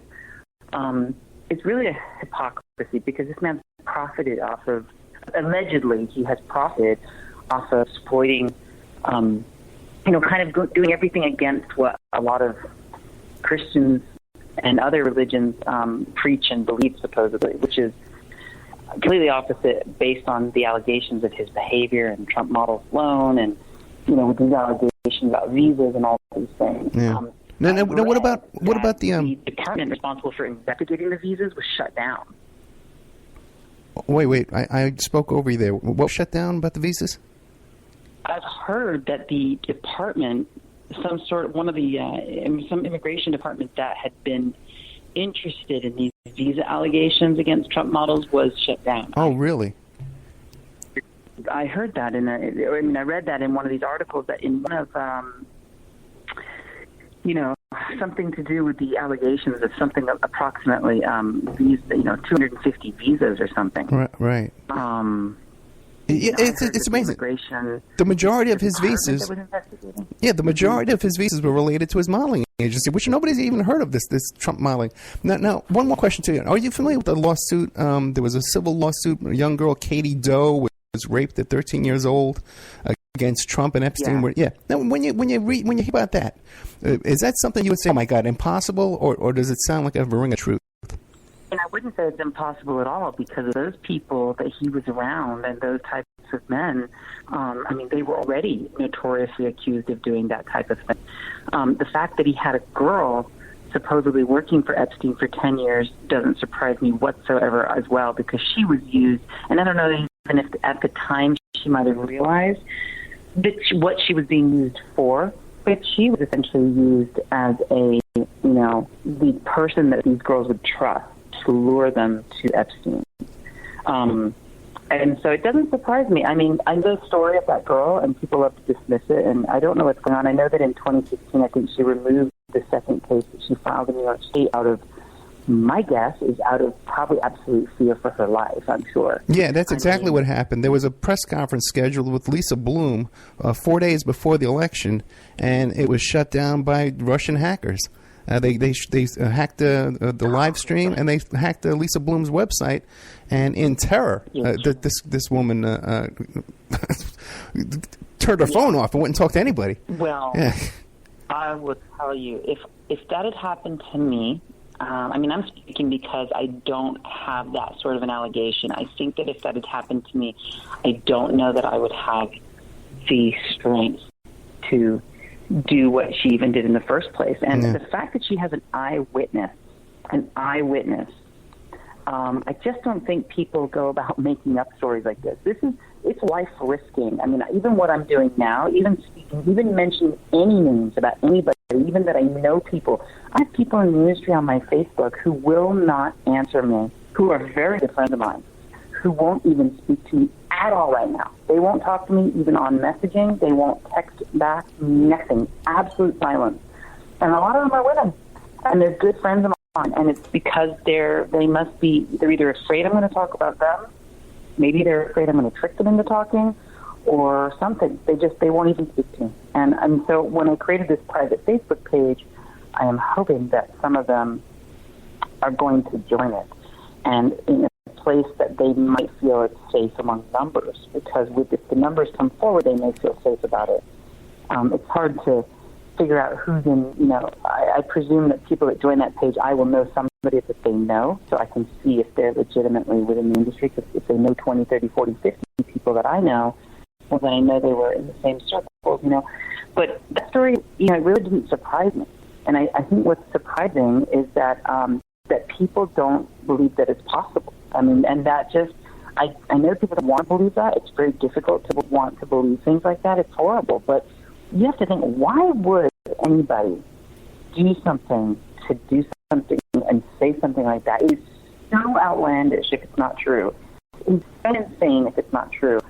And you have people like Lisa Bloom who have put their entire career on this. They do extensive research into these people's histories, collaborations, and it's not, even for me, Panorama and BBC did not speak to me about collaboration.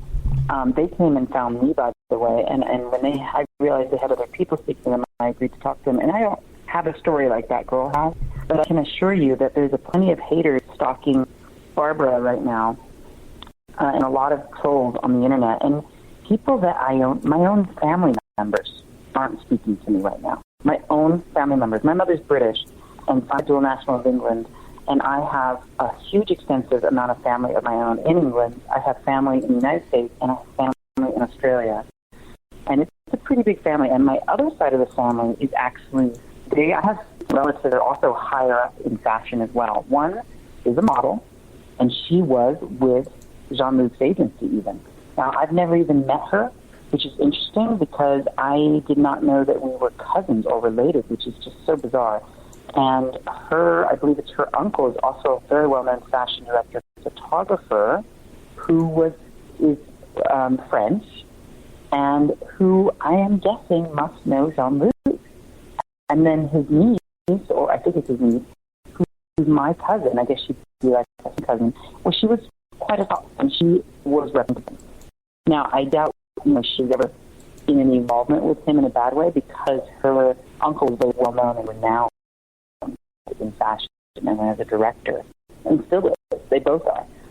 So they really know I exist. We've chatted a little on Facebook and Twitter, but I'm not sure that they believe that I am their family member. But our joined family member that we all share is my grandmother, who immigrated here from Europe and passed away a few years back. But and it's a specific family that comes from a long line of a family that's very trackable and well-known, and who are always in fashion, which is even weirder. About 60, 70 years ago, they owned department stores in Europe. They were very kind of renowned at the time.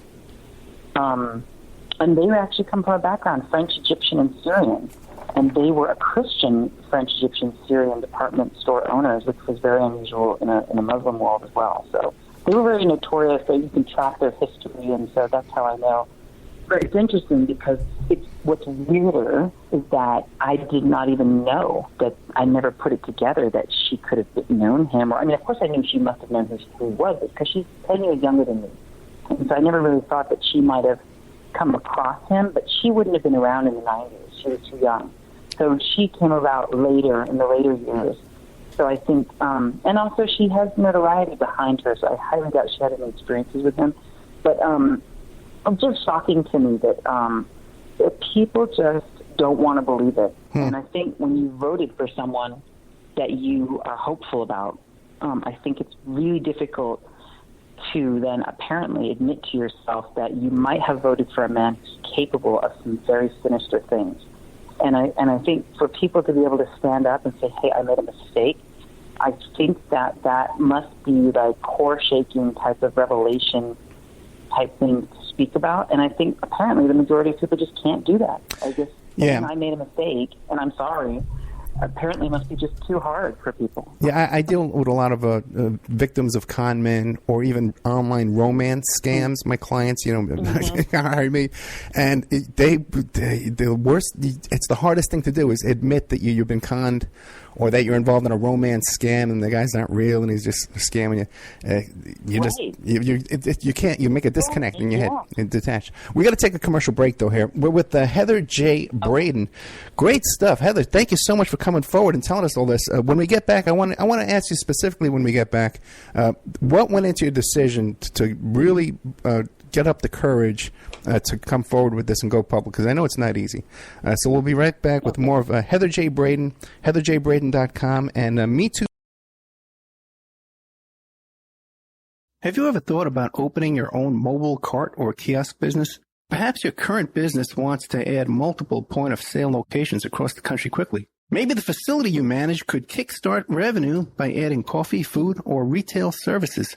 Well, CartKing.com can be the answer to your needs. CartKing.com is a North American designer and manufacturer of the finest mobile retail, coffee, and food carts and kiosks money can buy. For 20 years, CartKing.com has been working with clients and corporations across America to provide indoor and outdoor carts and kiosks for any application, from large, heated, and secure outdoor retail or food kiosks to smaller, more mobile coffee station carts. CartKing.com designs and builds them all. Carts and kiosks are fun, and so are the dozens of designs on the website. Please visit them today at CartKing.com, that's cart-king.com, or just call them at 1-877-986-7771. That's 877-986-7771. The Opperman Report is brought to you by SubhashTechnosis.com. Subhash Technosis is a search engine optimization and website design company located in India. So you know you're going to save a lot of money and get top quality service to boot. They offer all kinds of services, business process outsourcing, data entry, banking BPO services, recruitment process outsourcing, software testing, offshore research networking, customer care, press release content writing and distribution, and much, much more. They offer website development, e-commerce solutions, mobile responsive designs. Now, I've personally worked with Subhash for over 10 years. This is the man that puts out my press releases. They've done work on my websites, so I can personally recommend SubhashTechnosis.com. You can find the link to Subhash Technosis at OppermanReport.com and also AwakeRadio.us. People are waking up. They're standing up to those pushing pesticides and GMOs as safe alternatives for a starving world. What about your crap? I tell you, I'd rather eat dirt. So I drink Life Change Tea. It's an herbal drink, cleansing my body of toxic sludge and nasty chemicals, and of course, ridding the intruders that are hidden in my so-called food. And by the way, Life Change Tea is non-GMO and organic. No fillers, no yuck. Just a great defense against you-know-what. May the supplement force awaken you. Don't fall to the dark side. Sorry. I went to the movies last night. Anyway, enough said. How do you get that herbal drink and change your life? GetTheTea.com. That's GetTheTea.com. You will awaken. You will get stronger, and you might even lose a bit of weight. So awaken to Life Change Tea and the many one-of-a-kind supplements at GetTheTea.com. That's GetTheTea.com. May the supplement force be with you. We all have questions. Did he do it or did he not? We all have opinions, but do we really know the truth? New evidence will now be presented and the ultimate answers will be revealed in the explosive documentary, Serpents Rising. Inspired by the bestseller Double Cross for Blood, an independent investigation of the trial of the century, the lies, the myths, and the concealed evidence. Don't miss Serpents Rising. This excellent documentary film is available at Serpents Rising at Vimeo Videos on demand. Watch it for $1.99. You can have your ad played here at OppermanReport.com every Friday night, 5 p.m., and Saturday night, 5 p.m. to 7 p.m. Pacific Standard Time. And on Friday nights, too, we do a live portion for 1 hour that I just do a live monologue. The ads are very, very inexpensive, and they're also played in the Opperman Report member section. In the member section, you can find all kinds of exclusive content that you won't find anywhere else. It's as cheap as $6 a month, $20 a quarter, or $75 for a year. If you contact me directly at oppermanreport@gmail.com, I'll set you up with a little special deal there where you get a discount if you PayPal me directly, and you even get a copy of my book. I want to thank William Ramsey, who helps us produce the show and book guests. You can find William Ramsey, who's an excellent author, at William Ramsey Investigates on YouTube.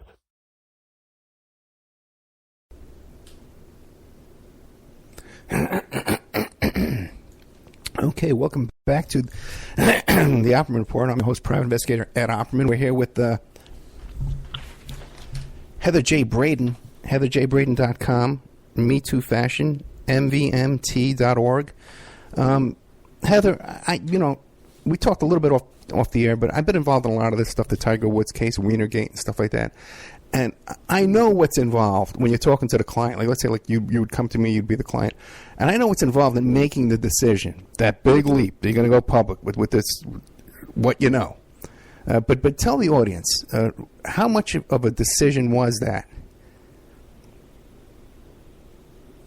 Sorry, can you repeat that again? It cut out just a little bit. Sorry. Yeah, I know. We got a crappy connection today. It's a shame. It's such good information. But what went into your making a decision of going public? Like, how hard was that decision to come to terms with that? Well, I definitely wavered back and forth a few weeks before we even got down to a schedule for filming for Panorama BBC. And so I had a good few weeks to think about it and to have everyone I know tell me I shouldn't do it. Right. My mother and everybody else included. And I just kind of deep down inside thought, I'm probably one of the least riskiest persons to speak, because essentially I was just at some weird kill party. He didn't grab me, he didn't do anything illegal, and I don't have personal first-hand knowledge of that with him. So I feel like I'm the best person, one of the best people who could actually kind of, speak about it a little bit and just come forward and kind of support others like Barbara and other people that are speaking about more serious allegations, because I know that it's pretty possible, knowing what I know about fashion industry. And, I'm not so sure about him, specifically, just because, like I said, I haven't seen him in action in that sense, but I do know a lot of the allegations and what's been going on for many, many years with these guys that he's associated with. And so I think just deep down inside my whole life, being brought up with the idea that you don't do what people did during the Nazis when Hitler was murdering people by the thousands, neighbors just quietly watched them be taken away in the night. So if I think about what my grandfather fought for, and against actually both my grandfathers who fought in the wars against the Nazis, it's pretty much the same thing. You're essentially not staying quiet about something that you know is wrong, and really hoping that other people will just come forward and just kind of start standing up for that. It's what Rosa Parks did when she sat in the front of the bus. It's what a lot of people have done throughout history. About the first women who wanted to ever vote, they didn't just shut up and keep their head down quietly when people said no. They said, no, we want to vote. There's a bunch of us. We all want to vote, actually. And it's the same kind of thing, and it's really, it's what Nelson Mandela did, and it's what any kind of activists on the upper levels do. And there's even gun activists and body activists, and there's all kinds of activists. So why should I just keep my mouth shut and tuck my head down like everyone tells me to do? Anyone who knows me really well also knows I'm usually not the one to follow rules, and I don't usually follow the pack, and I definitely kind of blaze my own trail. And it's the one thing that I know a lot about. And I have children, I have girls, and I've met a lot of people, and I have a lot of friends over the years, and work people that I've known who are so outspoken and outlandish and loud and boisterous and creative and amazingly talented, who have been so many things, but then all of a sudden they're just silent. And I'm shocked, I'm disgusted, I'm embarrassed, I don't know, I'm bewildered. And I just think that I know some of these people really well, and I'm thinking they're so afraid. They're so afraid. I know they want to say something, they're just so afraid. Well, maybe if me and a couple people start to talk about it in fashion, maybe others will join in. And I think when people see that I hopefully haven't been picked off yet, that it's okay to talk, that you're not going to be completely have your life ruined, then maybe they'll have a little bit more courage themselves. I know a few very close people that I've known for decades who have a lot to say, very, very, very, very jeopardizing stories that they have told me about Trump. And it's more than one. There's quite a few, and they are all females. And most of them have been at Mar-a-Lago and at Epstein parties, allegedly with Trump. So I've heard these stories from them, and I just can't imagine that random different people that I've known for decades, just like the stories of Jean-Luc and like many stories about these powerful men in fashion, how it could be just such a coincidence. It's like the Harvey Weinstein. Everybody whispered about it for many, many years. And when people finally decided to really say something about it, it spread like wildfire. And it just takes a few people. It's a little harder because we don't have the voice that you have when you are a A-list celebrity. Now, if I mention the names of the A-list people who were at this party, I think that it could spread and explode. And I am afraid of that. I'm very, very afraid of that because, they have, with the Me Too movement and those three names tied into this, that particular party, even though, there was no physical forcing of things, but nobody was being raped as far as I know that I ever witnessed. But just placing them in this place, I think, is going to get a lot of interest. With the Me Too movement and the whole Hollywood thing, and the fact that they've never been named. So I am very, very, very concerned about mentioning who they are. On one hand, of course I want to mention who they are because I think it's going to get a lot of traction. And deep down, I think nothing would give me more pleasure than seeing these men who have caused years and probably eternally decades of abuse on these girls to see some of them pay for it because I quietly sat by while it happened, and I didn't say anything because I was 20 and I didn't know what to do or who to say it to, and nobody would have cared because they still don't.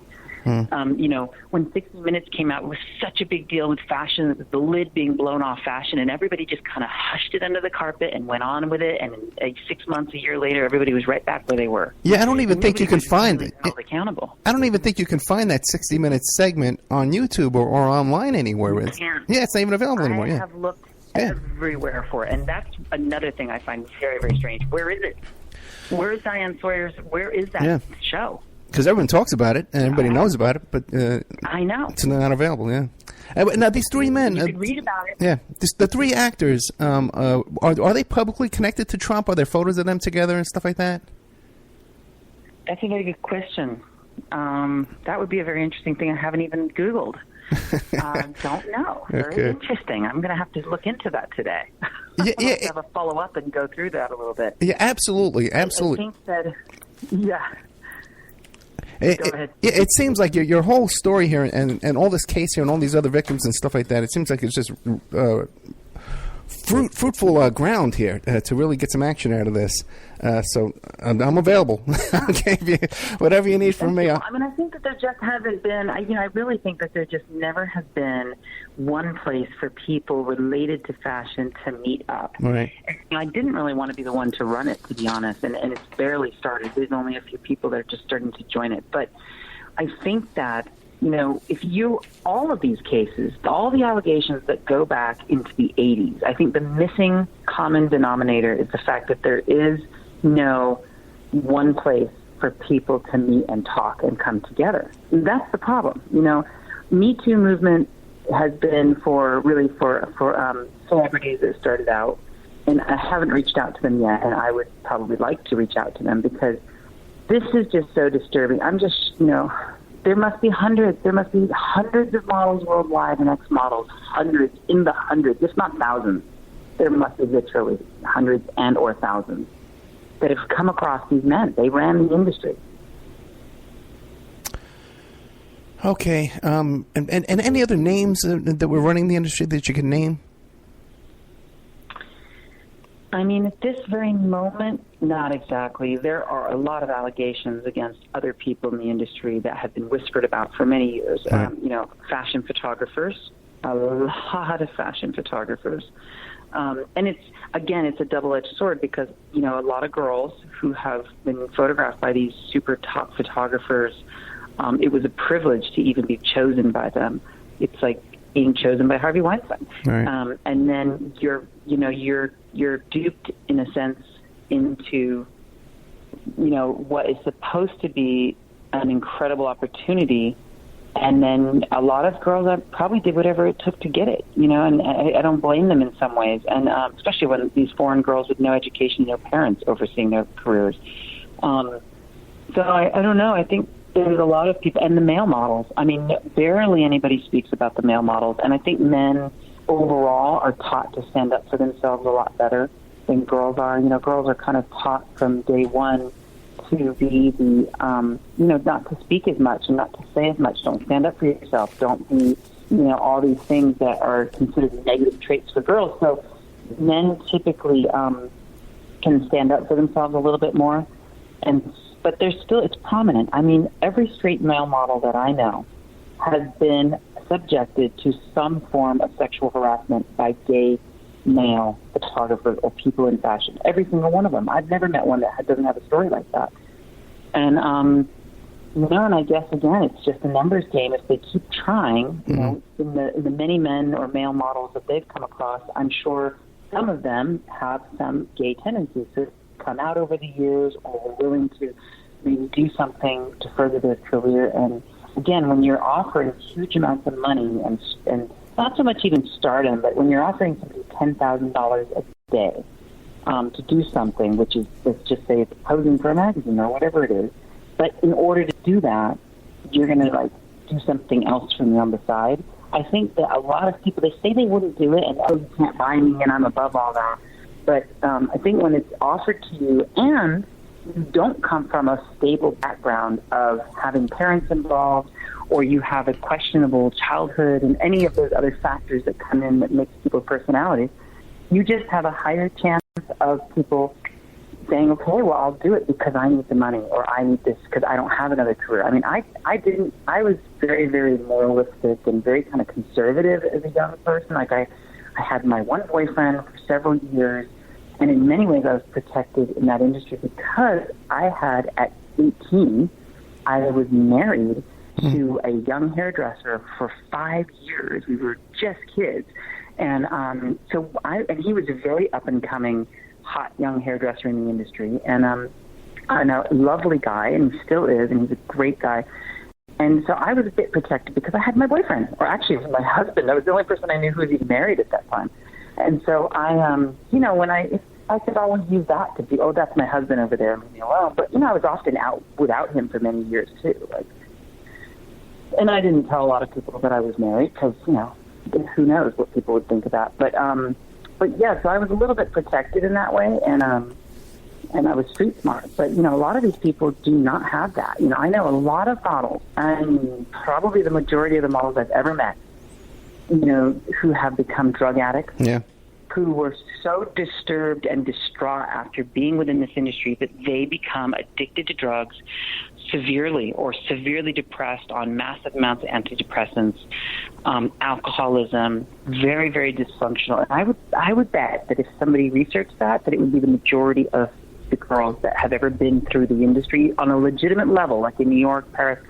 I will bet that the majority of them disappear into the shadows at age 25 because that's where they end up. There's always a joke in the industry, like the fastest way to kill your modeling career is to get married or have a boyfriend. Like, they don't want you to have a man in your life because they wanted you to be available to be taken advantage of. And if you had a man in your life, he might actually put his foot down and not allow you to be in those positions and take care of you in a sense.